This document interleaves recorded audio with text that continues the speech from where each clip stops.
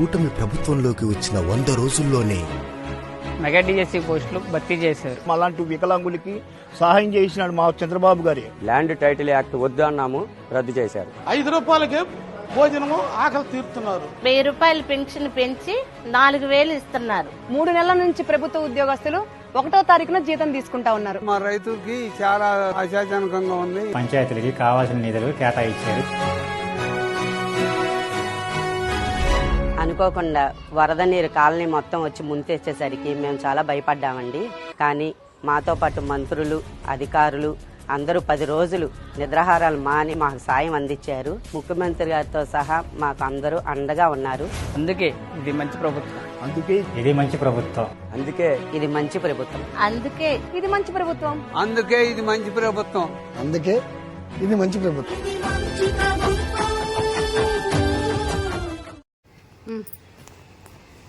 ఈరోజు ఇది మంచి ప్రభుత్వం ఏర్పడి 100 రోజులైంది.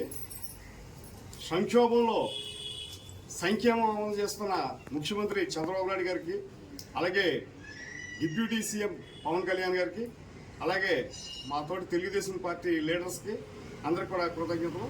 ఇవాళ రాష్ట్ర ప్రభుత్వం మొత్తం జగన్మోహన్ రెడ్డి అన్నీ కూడా అప్పులు చేసి ఖజానా ఖాళీ చేసి వెళ్ళిపోయినా కూడా సంక్షోభంలో ఉన్న ఈ ప్రభుత్వాన్ని సంక్షేమంలో నడిపిస్తున్న ఏదైతే మాట ఇచ్చారో ఎన్నికల మేనిఫెస్టోలో 4000 పెన్షన్ అని, అలాగే వికలాంగులకు 6000 అని అవన్నీ కూడా అమలు చేస్తూ ముందుకెళ్తున్నారు.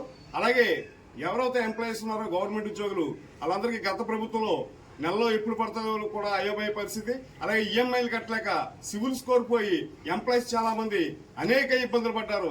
కానీ ఈవేళ చంద్రబాబు నాయుడు గారు 1వ తారీఖుకి ఎట్టి బస్సులో ఎంప్లాయీస్ కి జీతాలు వేసిన ఘనత కూడా ముఖ్యమంత్రి చంద్రబాబు నాయుడు గారికి అని చెప్పి తెలియజేస్తున్నాం. అలాగే ఏదైతే 175 రాష్ట్రంలో అన్నా క్యాంటీన్లు ఉన్నాయో 175 అన్నా క్యాంటీన్లు కూడా చాలా ఆనందకరంగా 5 రూపాయలకే టిఫిన్, 5 రూపాయలకే భోజనం పెట్టి పేద ప్రజలను ఎవరైతున్నారో వాళ్ళందరినీ కూడా ఆదుకున్న వ్యక్తి మన చంద్రబాబు నాయుడు గారు అని చెప్పి తెలియజేస్తున్నాం. అలాగే ఏదైతే మెగా డిఎస్సీ ఉందో మేనిఫెస్టోలో పెట్టారో ఆ మెగా డిఎస్సీని కూడా అమలు చేసే వ్యక్తి చంద్రబాబు నాయుడు గారు అని చెప్పి తెలియజేస్తున్నాం. అలాగే ఈ రోజు ప్రజల దగ్గరికి వెళ్లి ఏమవుతే ఇంకా ఏమున్నాయో అన్ని కూడా ప్రజల దగ్గర నుంచి తెలుసుకోమని తెలుగుదేశం కార్యకర్తల్ని, లీడర్లని కూడా మమ్మల్ని ఈ ప్రభుత్వంలో పనిచేయడం మాకు చాలా సంతోషకరంగా ఉందని చెప్పి తెలియజేస్తున్నాం.